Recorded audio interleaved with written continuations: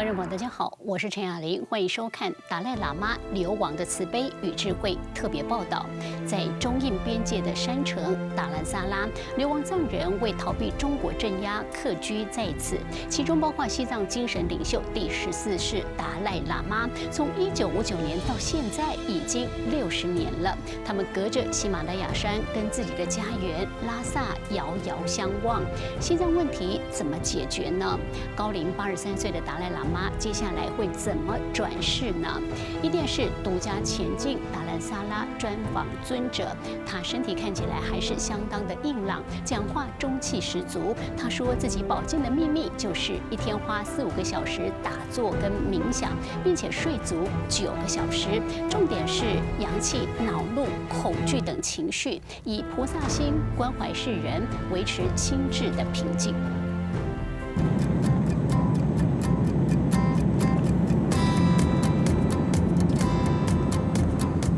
经过7小时4323公里的飞行，从台湾来到印度德里，但距离达赖喇嘛客居印度的所在地达兰萨拉还有超过500公里的路途。Mother Nature at its best, she's very difficult to predict. And if within the next 25-30 minutes conditions don't improve, then we'll go to plan B.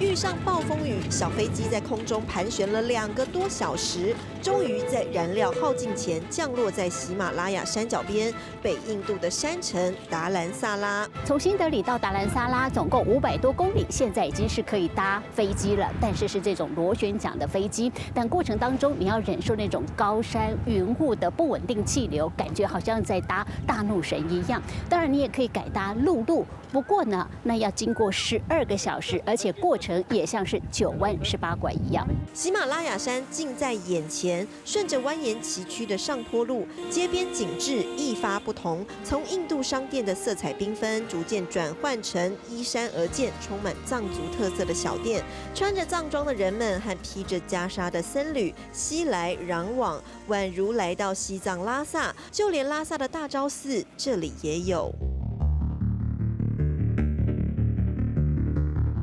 拿着长枪的印度警卫，3步1岗，5步1哨，严阵戒备。这是达赖喇嘛在大昭寺后方的寝宫。身为世界关注的宗教领袖，印度官方不敢大意，提供元首级的安保礼遇。任何人想见达赖喇嘛，都必须经过搜身式的安检，连一个口红都不能带。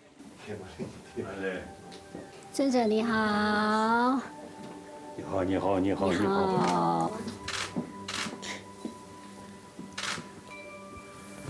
在西的嘞。高龄83岁的达赖喇嘛，声音听起来还是中气十足。除了膝盖略有不适，行走需要旁人搀扶，看起来还是相当硬朗。The people of Taiwan are very concerned about you. So, what's your health? Health? Yeah. Generally, good. Good. Very good. See, they're getting older. The feeling of tiredness increasing. So my sort of daily, the audience meeting, only morning, no afternoon. Oh, okay. No longer any afternoon. Yeah. Afternoon, always relax, rest. But meantime, at least in the daily, 4 hours meditation. In morning, about 3 hours. Then afternoon, another 1 hour. So altogether, 4 to 5 hours, some meditation, thinking. Then most important is my sleep. Sleep. Oh, okay. 9 hours sleep. 9 hours. Oh, really? yes. Every day. Every day. Wow. And can you tell us your secret of keeping you healthy? I think mainly peace of mind. No matter what sort of complicated sort of surrounding. All these, like fear and irritation and sadness, all these, the mental attitude. So it's through training, through understanding of the reality, you can keep peace of mind. no matter what sort of the situation. Have you ever cried in your life? Cry? Yeah. No, No, no. never. When my teacher passed away, when my mother passed away, Yeah. sometimes little tear, Okay. but not much. Not much. But when I give teaching about some Buddhist teaching, particularly altruism, occasionally I cry. 내 미주디 세계 미주리스, 춘주를 내 세계 미주등 말이스. 我的泪水是黄金做的，不为小事情流下。So, what's the big things? Oh, you should think about the humanity's suffering. 泪水只为人类苦难留下。达赖喇嘛2011年退休，退出政坛后，不只要做藏人的精神领袖，期盼为全人类带来内在的平静。What is the main message and the inspiration you want to tell the world? 我的这段讲就是，菩萨，不是，菩提心。菩提心 is the most important part of my daily practice. So now, if you really, think for the permanent happiness or joyfulness of entire sentient being, 7 billion human beings, in spite of different language, but we have same human brain, so same potential. So I dedicated my life, some service to bring inner peace entire 7 billion human beings. We usually use suspicion, fear, anger. Yeah. I think very much so because of the related with self-centered attitude. Me. So altruism, take care about other. Then eventually you will get some kind of feeling or entire 7 billion are our brothers, sisters. They want happy life, I want happy life. Me as an individual, my future depend on rest of the humanity on this planet. So taking care about the humanity is actually taking care of my own future. 至于外界关注他个人的转世问题，接受伊电视专访时，他甚至语出惊人，怀疑自己真的是达赖喇嘛转世吗？ That I doubt. You doubt? Doubt. This is not my business. My business is till my last day, I should dedicate my body, speech, and mind well-being of other, and particularly the Buddhist brothers, sisters, then Tibetans. That's my sort of commitment, important. 转不转世，一句不关我的事。全球70亿人和仰赖他的西藏人民才是他的事。言谈中也看出他对西藏自由与和平的向往。Do you want to go back to Tibet? Oh, yes. Oh, Yes. always. And many years ago, I expressed one my wish to pilgrimage Uttarakhand.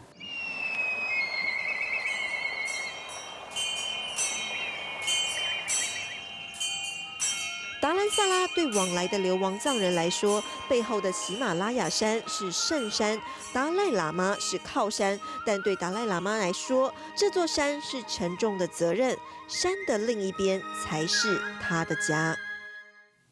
达赖喇嘛不会言，真的想回故乡西藏看一看，但被迫流亡已经一甲子了，这一生都遭受中共的抹黑，把他说成是恶魔。即使达赖喇嘛早已讲过，不追求西藏独立，只盼望西藏的宗教、语言、文化能够保存下来，但中共还是要把这位全球都尊敬的尊者扭曲为分裂分子。只要有影响力，中共眼里就容不下。之前爱杀不成，现在就殷期待他的往生。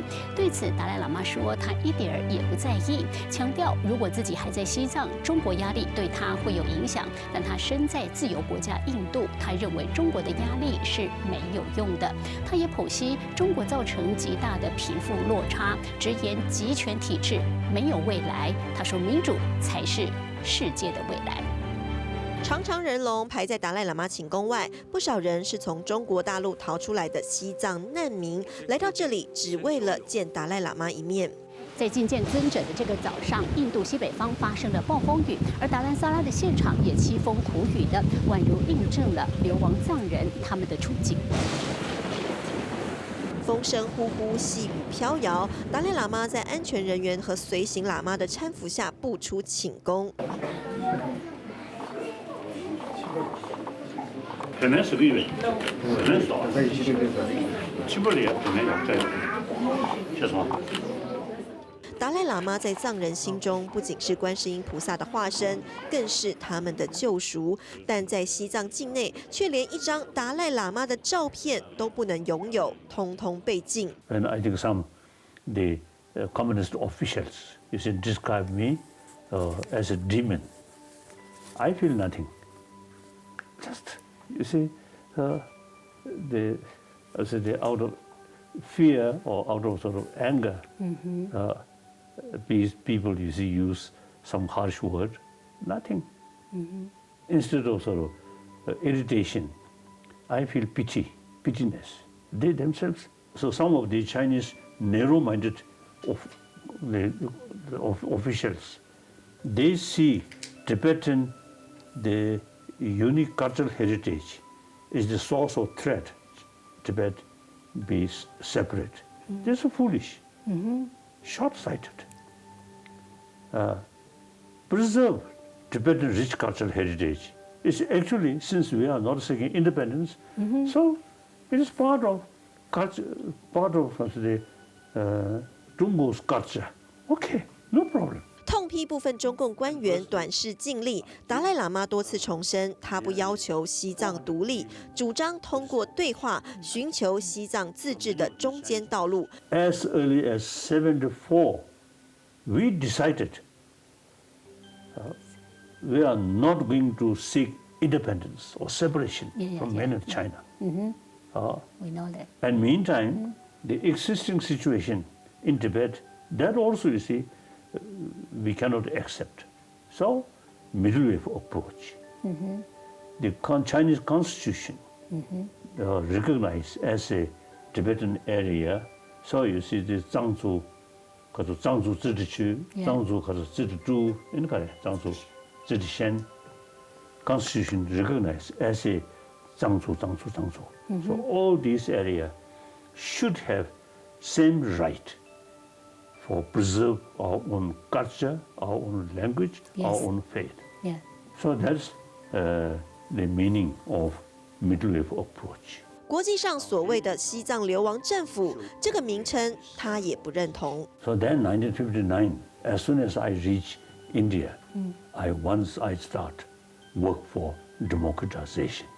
And then eventually, 2001, elected political leadership. Then my position is semi-retired position. Then 2011, I totally retired. Yeah. Here, of course, one organization. About 100,000 Tibetan here, refugee. So we need some organization who can look after their well-being and education and also preservation of Tibetan culture and particularly preservation of Nalanda tradition among refugee community. So we have this central organization. We never use the word of exile government. We never use. Simply the Central Tibetan Organization. And then, so then 2011, I totally retired. So I'm quite free. So I think now Chinese communists, I think, still describe me as a spiritist. I think now they should aim our organization rather than me. I remain here, simple Buddhist monk. 肩膀一缩，达赖喇嘛幽默开玩笑，要中共转移目标，还自曝其实他也算是马克思主义者。I'm Marxist. Okay. I'm not capitalist. Although, of course, as a Buddhist monk, nothing, no money. 但马克思主义传到了中国，达赖喇嘛认为在共产党一党专政下造成贫富落差。 People's Republic of China, I usually describe the 4 eras. Chairman Mao's Zedong's era, Deng Xiaoping era, then Jiang Zemin era, then Wu Jintao era, now Xi Jinping era. Deng Xiaoping era, he opened Chinese economy, 社会主义, but actually 资本主义. Yes, yeah. So now today, huge gap reached the poor. 达赖喇嘛逃亡到印度后，1960年建立西藏议会与藏人行政中央，2001年举行藏人历史上首次议会选举，2011年他交棒退休，一步步带领藏人加入世界民主化浪潮。 Totalitarian system. I feel no future. No future. No future. 也没人承认。 Oh, I think including China, everywhere, the democracy is the future of the world. 坚持民主，达赖喇嘛终结西藏400年来政教合一的制度。面对生死和中国压力，他也充满豁达智慧。 It's rude to say that the Chinese government is waiting for your pass away, your death. So would you mind? Nothing. Nothing? Nothing. It's okay. Okay, if I still remain inside Tibet, then Chinese pressure can work. I'm in India, free country. Yes. Chinese pressure cannot. 谈笑中回答得毫不犹豫。面对世界上最强权国家，达赖喇嘛或许是世界上最乐观的人。一生被强权打压，却乐观以对。他说，台湾也有相同的命运，但达赖喇嘛认为，台湾民主自由的价值非常珍贵，是有机会可以为区域的和平与文化的保存创造重大的贡献的。达赖喇嘛曾经造访台湾3次，很期待能够再到台湾。特别他知道台湾的佛教徒很多，但政治因素总是干扰。2009年过后就来不了了，主要是因为两岸关系敏感，但也感叹。 有一次要到日本，只是过境台湾也被拒绝了。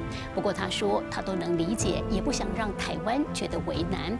幕僚透露，中共很奇怪，有一次还要达赖喇嘛承认台湾是中国的一部分，真的是强人所难。不过他强调，政治只是一时的，像中国同一个共产党60、70年来在体制上却已经有很大的改变，但他还是乐观看待，说现今社会资讯流通。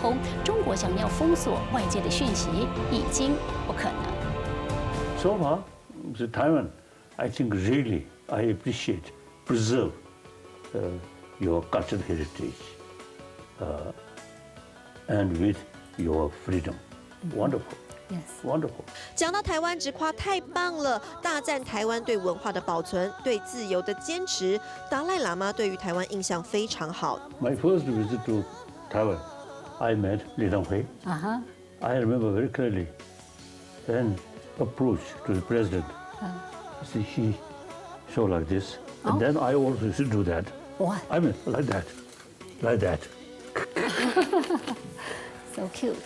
Very moving. Taiwan has a female president. Is Yes. Tsai Ing-wen. Do you know her? I know. What kind of I think I relationship? met. I think few occasions. Wonderful. Wonderful. And one time come here. Here? Did you remember? 西藏和台湾同样面对中国大陆的压力，但达赖喇嘛有独特观点。 Taiwanese people, I think Taiwanese brothers sisters, I think can make significant contribution. We Tibetan also is facing some problem. You Taiwanese also having some problem. The political matter is temporary. Last the 60, 70 years.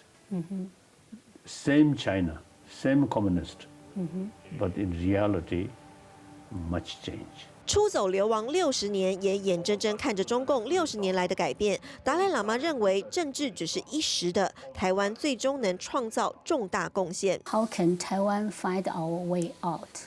Do you have any suggestion for us? No, that's difficult. Difficult. Of course, important is Taiwanese people so far, you see, carry, I think, good work regarding preservation of, I think, 1,000-year-old Chinese tradition. Sometimes it finds it difficult in mainland China. Firstly, Taiwan as a free country. Yes. So the Buddhist tradition, you see, they kept very well. In mainland China, a lot of restrictions. The tradition of Kongzi. I think in Taiwan, I think there, with freedom.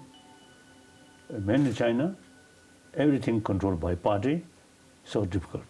One occasion, one of my friend from America, you see, when visit some meeting in Peking, some Chinese sort of scholar, he privately expressed, we really need what's the reality of Tibetan past history. So they know the Chinese communist sort of propaganda, that's much sort of distorted the information. Yes. Special on you. Okay, yes. So therefore, one is there are, you see, people now have the feeling they want to know the reality. So that goes continuously. Now in China, the censorship, the large number of Chinese now visit different parts of the world, and large number of Chinese students study in outside world. So now, almost impossible to control. Yes. Things will change, Okay. I feel. The last visit to Taiwan was in 2009. Yes, Yeah. When are you going to Taiwan again? 2001. I visit Taiwan. Then I sort of planned every 2 years to visit Taiwan. But then we developed direct contact with Chinese government, 2002. Then it become a little difficult to visit Taiwan. Yeah, difficult. So like that. And Taiwanese government also, I see, too much sensitive. I think one occasion, you see, my hope, you see, short Kasola, stay in Kaohsiung, my way. Kaohsiung. Taipei. When go to Japan. But that also, short transit, that also the Taiwanese government feel difficult. Yes. So okay, no It's okay. problem. 有一次，中共还说你要承认台湾是中国的一部分呢、那个时叫你候，们承认对啊，那个时候就是达赖喇嘛去了台湾嘛。回来以后，不止台湾官方敏感，中国大陆也对达赖喇嘛施压，要他选边站。 Do you want to go to? Yes, I want to go there. Okay, we will wait. 想不想来台湾？答案是肯定的。远道而来的伊电视采访团队也送上代表台湾的特色礼品。 It's pineapple cake. Oh. Yeah, it's famous in Taiwan. Many tourists Thank you. visit Taiwan. They want to buy it. It's gift. Yeah. Yes. Pineapple cake, do you like it? Taiwan, beautiful. It's a beautiful island. This flower, 日日春 means everyday spring, and that represents the down-to-earth spirit of Taiwanese people. And this is for you. Thank you. 台湾和西藏同样面对艰难国际局势，达赖喇嘛也依旧秉持盼来西藏自由的信念。 台湾还有民主自由，但被中国控制的西藏局势越来越艰难了。不止宗教语言文化被破坏禁止，生态更是一大浩劫。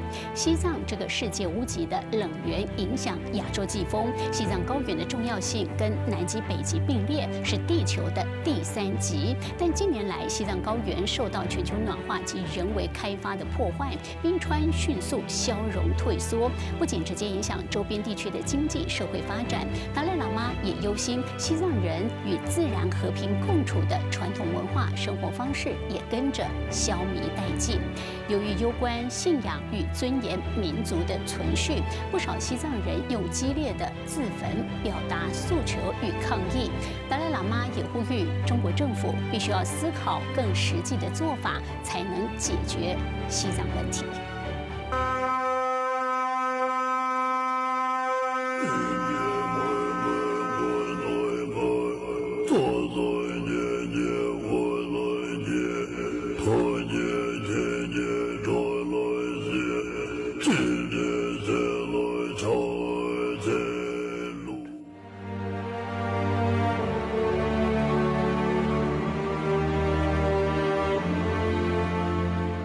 出生在西藏，成长在西藏，却回不了西藏，乐土不再梵音缭绕，而是静语无言。达赖喇嘛作为西藏人民的盼望，在世界各地奔走，呼吁保护西藏文化与自然地貌。Tibet usually is people call roof of the world. So major river which cover the Kasa, Yangtze Yamarbe, Yangtze River, Yellow River Marbe. 长江、黄河。All these river, and then Dishu Kasa, Mekong River, and then Ganges River, Ganges River, and then Kare, Sindh, Pakistan. So all these major river, originally their ultimate source, Tibetan plateau, like Huanghe, these Tibetan northern part of Tibetan plateau, and then Ganges, these southern part of Tibetan mountains. So I think over 1 billion human beings' life depend on this river. So taking care about environment in the area these river come. 西藏不仅是世界屋顶，也被封为亚洲水塔，孕育了多少文明？但随着全球暖化，再加上西藏开发与环境破坏，这个亚洲水塔岌岌可危。Then one Chinese ecologist, he once told me the global warming, the effect from Tibetan plateau is as much as South Pole and the North Pole. So he described Tibetan plateau is third pole. One Chinese ecologist, like that. So therefore, now it seems to see the local officials in Tibet also now paying some attention about the taking care about ecology inside Tibet. It's good news. 2016年，西藏阿里地区近700万立方公尺的冰川崩塌，导致9人丧命，数百只动物溺毙。没想到3个月后，又发生冰川崩塌。根据 NASA 的空照图，冰川崩塌前平坦地覆盖在阿里山脉上，但崩塌后冰雪全部消失。中国、印度、尼泊尔等国家数以亿计的人口将面临干旱和缺乏饮用水的威胁。For our own interest, Tibet, quite big land, but materially not much developed. So for material development, including roads or these, and then now railway link, these remain within the People's Republic of China, and let them construct these things. Good. And a lot of constructions, big houses or like that. And then we need our own culture. 藏人并非排斥建设发展，但建设需要与环境保护达到平衡。西藏的宗教文化资产更不能遭到破坏。They provide us money, we can provide them knowledge. Okay, very good. Then look China. Huarun, the Chinese people, traditionally Buddhist. Bigger Chinese community there, like Vietnamese, some Buddhist temple there. Whether we accept religion or not, it is up to individual. I never sort of propagating Buddhism. I respect all religion and also respect the non-believer. 对不同宗教信仰予以尊重，看似基本人权，对于西藏来说却是那样艰难。达赖喇嘛更期盼能延续西藏保存了1000年的知识资产。These Nalanda masters also the teaching is something very, very relevant our day-to-day life, particularly Han people traditionally follow Buddha Dharma, and then within Buddha Dharma follow of Nalanda tradition.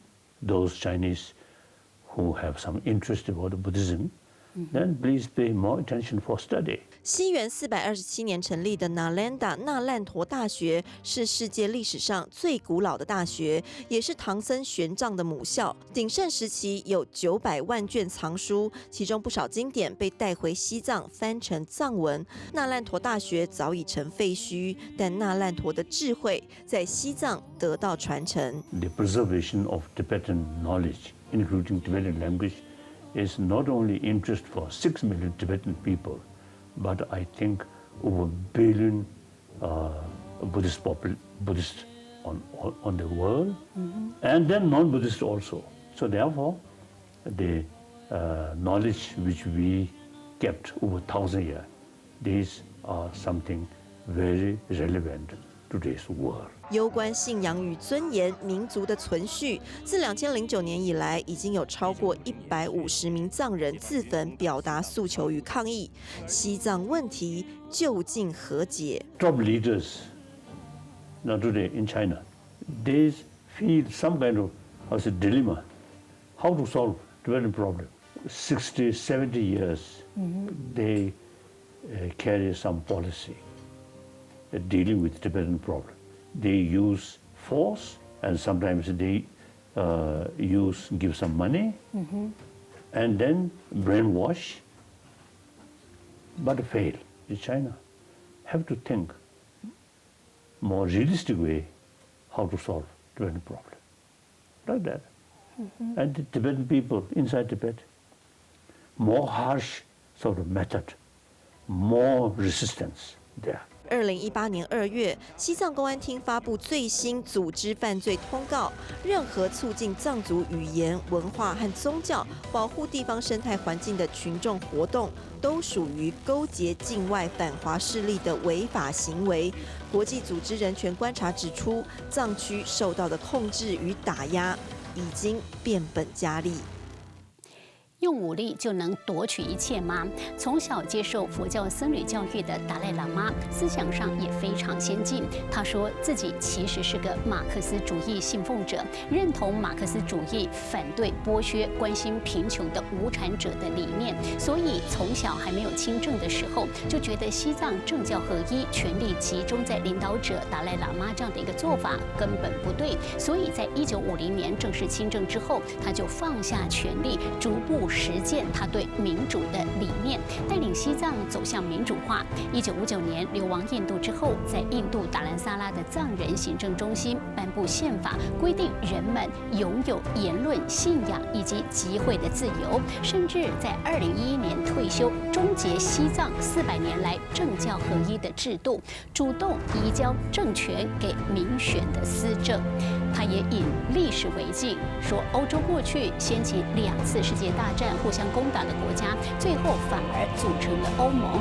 两韩对立了65年，金正恩跟文在寅都能握手言和。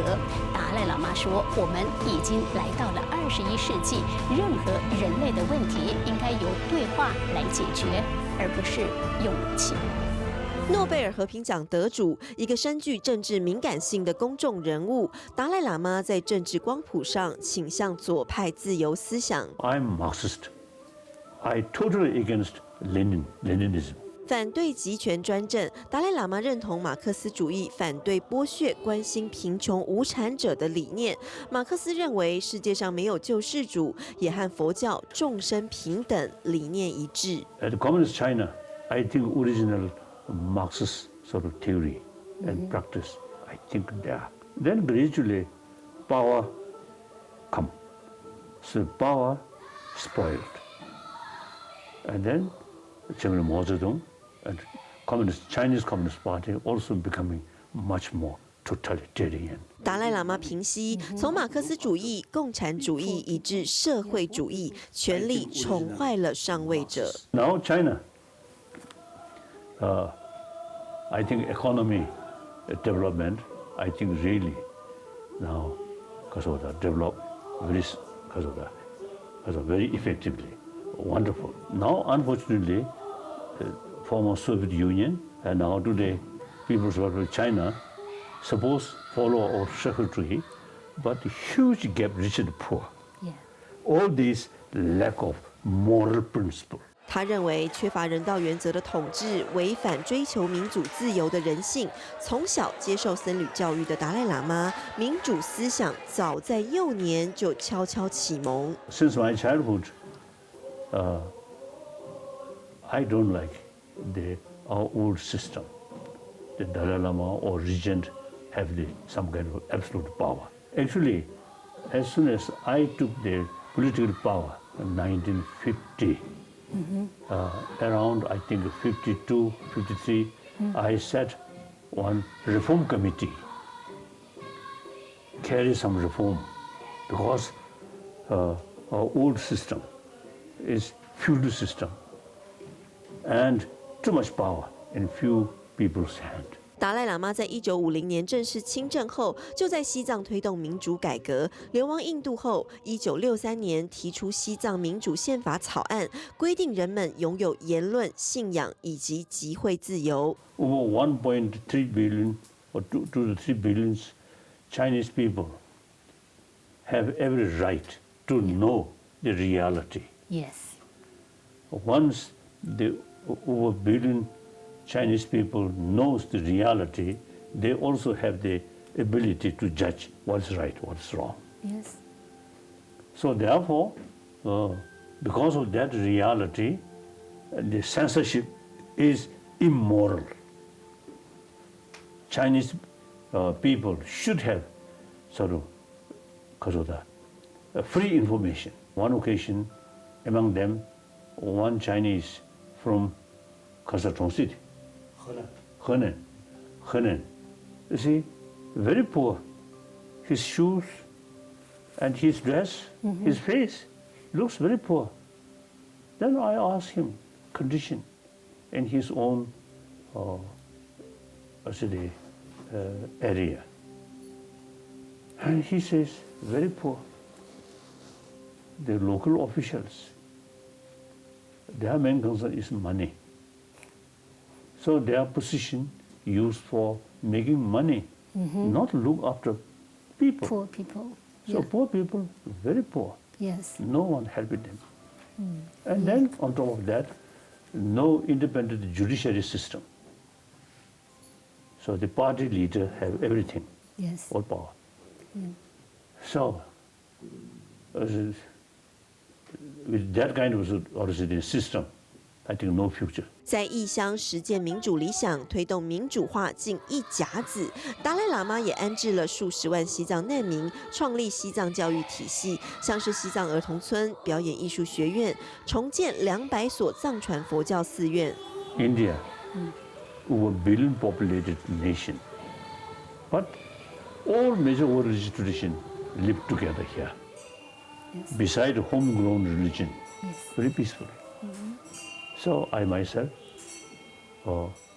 dedicated for promotion of religious harmony. 从对藏族的关怀扩及对区域和平的努力，达赖喇嘛也引历史为镜。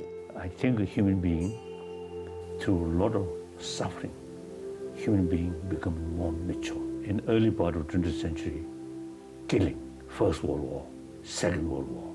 Then later part of 20th century, European Union developed, like France, Germany, and some other nation. I think through centuries, killing each other, fighting. In later part of 20th century, they create European Union. Wonderful. So I also, get sort of inspiration from the spirit of European Union. So why not? We also remain part of People's Republic of China. 先前两韩领导人会晤后，达赖喇嘛也分别致函给金正恩及文在寅，祝贺朝鲜半岛的和平与无核化再向前迈进一步。North-South Korean leader, I think wonderful. And then the time zone is 7:30.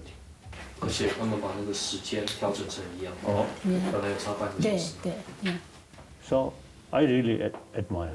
Any problem on this planet, the best way to solve is through talk, through trust.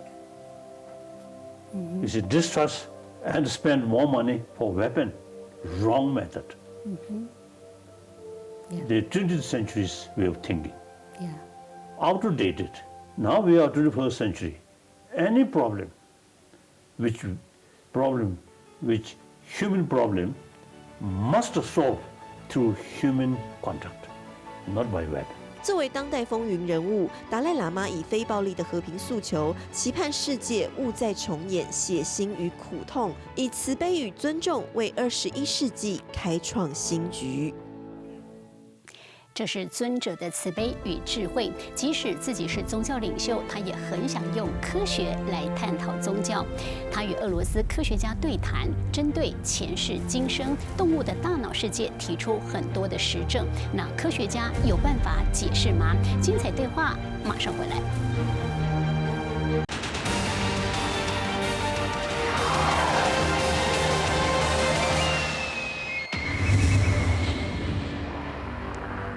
欢迎继续收看达赖喇嘛流亡的慈悲与智慧特别报道。达赖喇嘛很喜欢让宗教与科学对谈，也喜欢用贴近生活的实例、幽默阐述佛教哲理。像是蚊子吸了我的血会感恩吗？真的有前世吗？为什么4、5岁的孩子能够找到前世家中的眼镜呢？启发思辨之外，他也给现场的科学家出考题了，一起来看。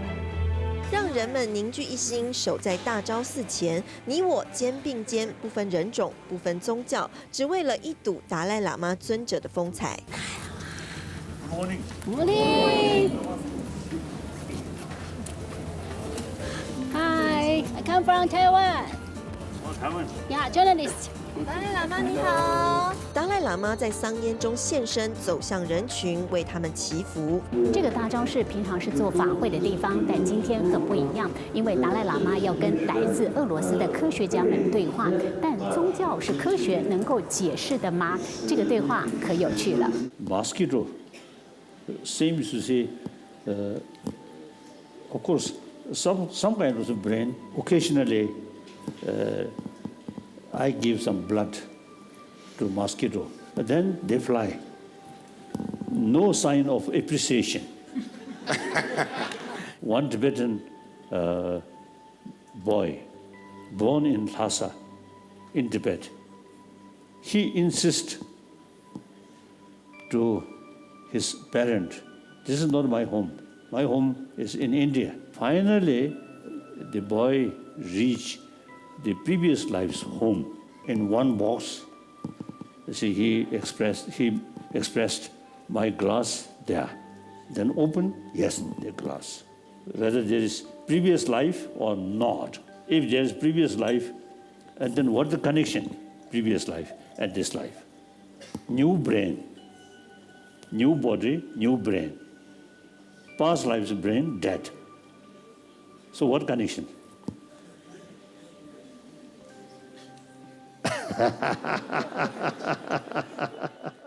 科学家们被问得哑口无言，大脑和意识、情感究竟是怎么连结的？这难道不是科学吗？达赖喇嘛也想知道科学上作何解释，干脆现场给科学家们出回家作业。So we need some scientific way explanation. So this is your new job to investigate further.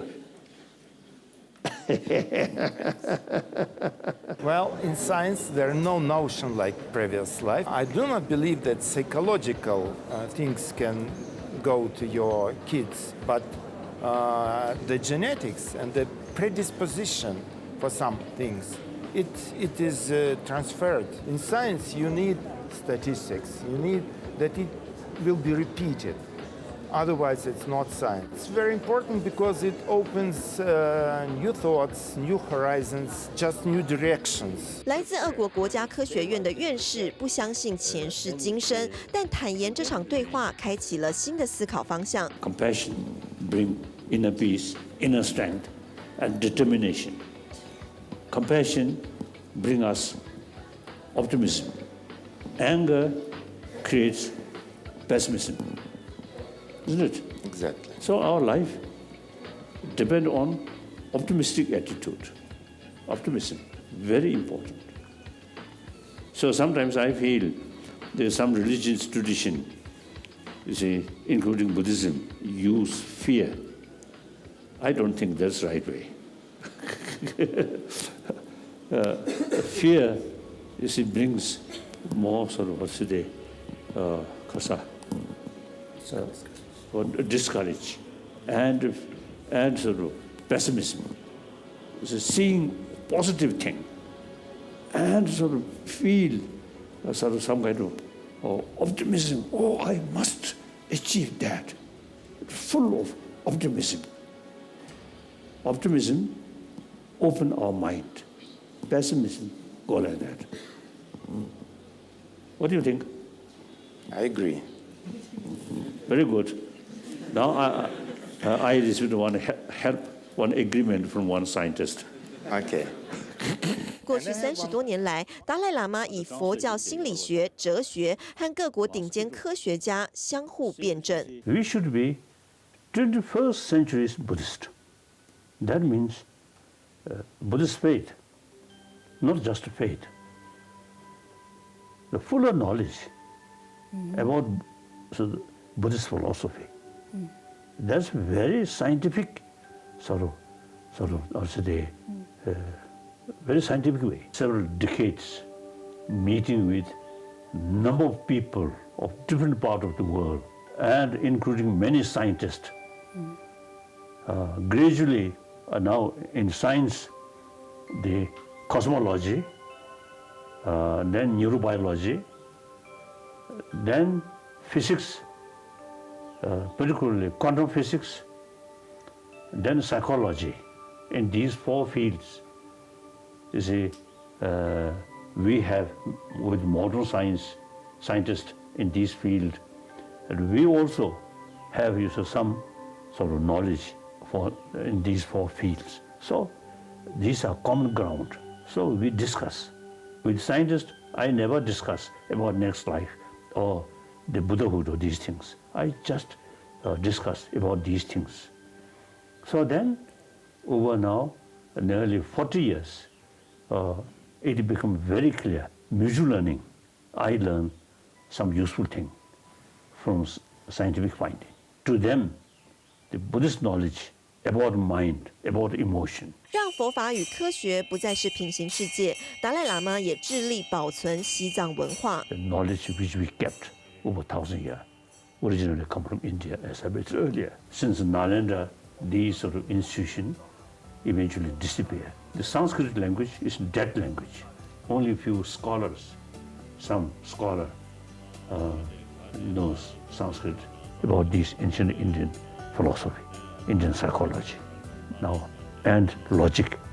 Here, Tibetan language is the best language to explain these things. 或许文化、语言和宗教在政治上会受到打压，但透过无国界的科学，恒常真理越辩越明。